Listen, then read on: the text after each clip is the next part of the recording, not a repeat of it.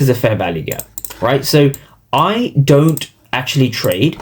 I don't trade the fair value gap. So what I look for is an impulsive move to the upside, right? So I use this impulsive move, and my fair value gap is going to be somewhere in this region, right? So in blue, I'm going to look for an imbalance. And this is my key level, right? So my key level is derived from a fair value gap. So I just choose the last candle before the fair value gap. So a real case study of this on ES futures, for example, is a trade I took on the 13th of January, right? So let's quickly break this down.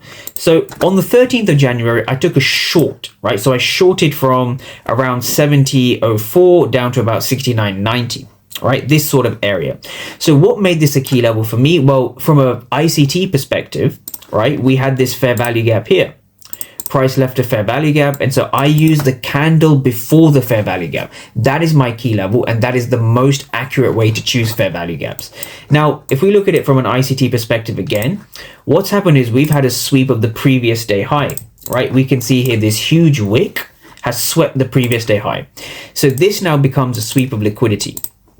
Right, so I do use some of the basic ICT concepts, but what I'm trying to say is I don't rely on them to make my actual analysis, right? I don't rely on fair value gaps for entries. I don't rely on SMT. I don't rely on power of three. I use these concepts just as a guide, but the only ICT concept you need is a fair value gap. And so I'll break it down, because I had a question recently, which is there's so many fair value gaps everywhere. So if I were to zoom out of this chart, right?